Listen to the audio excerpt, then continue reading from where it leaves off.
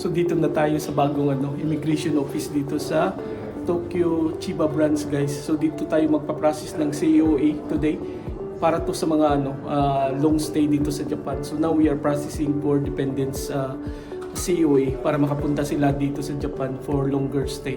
So yan yung pag-uusapan natin today, guys. So manood ka kung interesado ka kung paano mag-apply ng COA dito sa Japan, guys.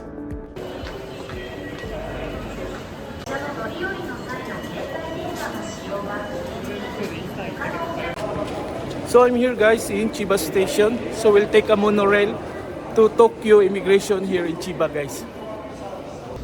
So here's our train to Chiba Minato, guys.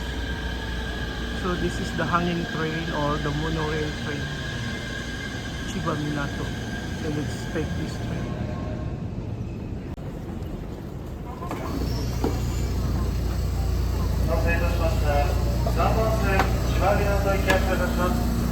この電車は千葉港行きです。次は市役所前です。お出口は左側です。この電車には優先席があります。優先席を必要とされるお客様がいらっしゃいましたら席をお譲りください。お客様のご協力をお願いいたします。The next station is Shiakusho-mae, CM2. Will open.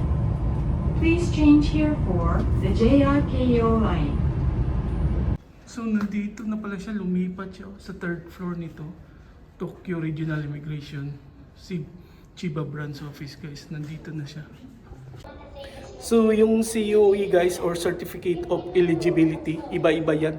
Meron sa mga dependents, meron sa yung magtatrabaho dito sa Japan, meron sa mga estudyante, tapos yung mga business meron din, at saka yung mga marriage. So basta tandaan mo lang, guys, basta kailangan mo magstay ng more than 1 month dito sa Japan. Kailangan mo kumuha ng COE. Iba-ibang klase yung COE na yan. So pang-apat na natin itong process ng COE, lahat naman successful. Sana itong pang-apat na to, okay din yung lahat. So ito yung application natin for COE. So yung kailangan mo yung application form. Pakita ko sa inyo kung paano i-fill up to, kung anong form to. Ano na siya? Naka-English, Japanese. So di mo na kailangan i-translate to. Ito yung sa mga applicant. Tapos yung passport niya, kailangan mo i-prepare. Tapos, guys, kung may na siya, travel history dito sa Japan, i-photocopy mo yun para may supporting documents. Tapos yung birth certificate niya. Tapos kung nakagraduate na, prepare mo rin yung diploma niya. So yung photo pala, guys, ng application na 30 by 40 mm yung size. Huwag niyong kalimutan. Tapos white background siya. So sa sponsor naman, guys, i-prepare mo yung yung passport mo, yung birth certificate, yung resident certificate mo dito sa Japan. Prepare mo yung income tax or resident tax. Tapos yung bank account, dapat meron kang certificate niyan sa bangko mo. Prepare mo rin yung marriage certificate kung yan ay asawa mo o mga anak mo. Tapos yung prepare mo yung return envelope, guys. Yan yung ipapadala ng immigration sa iyo pag na-approve na yung COE mo. So ito yung return envelope natin.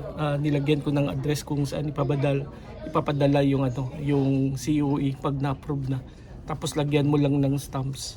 304 stamps yung dati. Check natin ngayon kung tumaas ba yung postage stamps nila. Tapos kailangan mo rin yung employment certificate mo na nagtatrabaho ka dito sa Japan. So i-prepare mo lahat yung mga documents na yan, guys, para smooth yung application mo dito sa immigration. Madali lang naman i-process tong COE. Tapos libre naman to. So bago na nga yung office nila, lumipat yung Chiba Immigration, Tokyo Immigration dito sa Chiba, guys. So iba na itong lugar na to, hindi to yung dati na pinuntahan ko. Bago talaga siya na location nila. So itong mga documents mo na i-submit mo, guys, dito sa immigration. Huwag kang mag-alala kasi screen nila to kung kumpleto yung documents mo. Titingnan nila kung ano yung kulang at saka ano yung sobra na ibabalik sa'yo. So kung i-prepare mo lang lahat ng mga documents na sinabi ko, tapos may mga ano na ako, mga previous vlogs na ako kung paano mag-apply ng COE. So check nyo na rin yun, panoorin nyo yun guys. So madali lang yung process nito, basta kompleto ka lang ng documents. 1 to 3 months yung processing nito ng COE dito sa Japan guys. So bumili tayo ng additional na stamps, yan no. May 7-Eleven naman sa likod oh. Diyan lang sa baba, yan yung ano, immigration office. So sa baba niyan may 7-Eleven naman na malapit. So bumili tayo kasi naging 460 yen na siya eh. Nagmahal na siya, kung dati 434 yen. Ngayon 460 yen na yung ano, stamps na kailangan sa return envelope mo. Kaya bumili tayo ng additional. So tapos na tayo guys, ito na yung slip natin na na-receive na nila yung documents. So 1 to 3 months yung hintayan nito kung approve siya. So yan yung i-update natin next time. So again, free to guys ha, wala tong bayad pag ikaw mag-process dito. So yung wala dito sa Japan, hindi ka pwede dito makaprocess. So kailangan mo ng representative. Either yung family, friends, or pwede ka mag-hire ng lawyer din. Kaso yun, may bayad na. So again, ito yung building ha, 3rd floor. Nandito yung Tokyo Immigration. So, pakita ko yung sa baba guys. Kasi medyo malilito ka dito pag baguhan ka. Yung building kasi nito parang hindi siya ano eh, pang immigration na yung ano, structure na to. Ayan o, tingnan natin. So dito na tayo sa baba. Kasi ano, medyo patago kasi yung first floor. So dito tayo. So ito yung building niya oh. Tahimik lang sa baba. Yan oh, tingnan nyo guys oh. Tapos nandoon tayo sa 3rd floor. So maninibago ka talaga. So kung first time mo dito guys, medyo ano talaga, maninibago ka sa pwesto. Mawawala ka talaga, kaya sundin mo lang yung ano, na Google Maps lang tayo eh. Ito yung building niya oh. Check natin nga kung may nakasulat dito para madali yung ano, matuntun tong lugar na to. Meron yata itong nakasulat sa building dito. Portside Tower nakalagay oh. Yan lang yung ano, Port Square. Yan oh, may Portside Tower nakalagay dyan. Yan, Port Square. So yan lang yung tandaan nyo pag pupunta kayo dito sa Tokyo Immigration sa Chiba branch guys. So tandaan nyo lang yan, no? Chiba Portside Tower. Yan, no? Itong building na to. Nandyan yung Tokyo Immigration Office sa Chiba branch. So ito naman yung sa labas niya. Babalik na tayo. Sasakay tayo ng monorail train papunta balik sa Chiba Station. So kung mag-process kayo guys, agahan nyo. Kasi tayo medyo na late tayo eh. Umabot tayo ng 1 oras at kalahati nag-process nitong COE. Marami ding tao. Ano na kasi yung number natin? 144 na yung number ko eh. Marami na yung tao. Kaya kung gusto nyo ano, mas mabilis yung pag-process nyo, punta kayo ng maaga guys. Para mas madali lang yung hintayan nyo.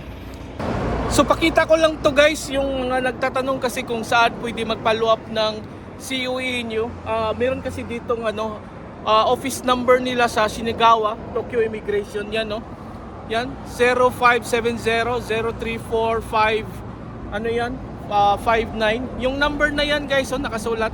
Yan yung phone number na pwede nyo tawagan. Tapos room 310, yung nakacheck na yan sa Shinagawa office nila yan, Tokyo Immigration. Diyan kayo pwede mag-follow up ng status ng certificate of eligibility nyo. So tandaan nyo yung number na yan guys. So yan, oh, pwede nyo yan i-dial para gusto nyo mag-follow up. Or punta kayo sa ano, Shinagawa office yan, no? Room 310. Yan, nakasulat yung address dyan. So I think you will receive this also once you process your COE. So meron ka ring mga ganito na kopya. So kung pupunta ka ng Tokyo Immigration guys dito sa Chiba, dito ka na sa ano, bumaba, yan no. Chiyakushumai Station. 1 station away lang from Chiba Station guys. Tapos 12 minutes walk lang siya, mas malapit siya pala kaysa doon sa Chiba Minato na station. この先電車が揺れますのでご注意ください。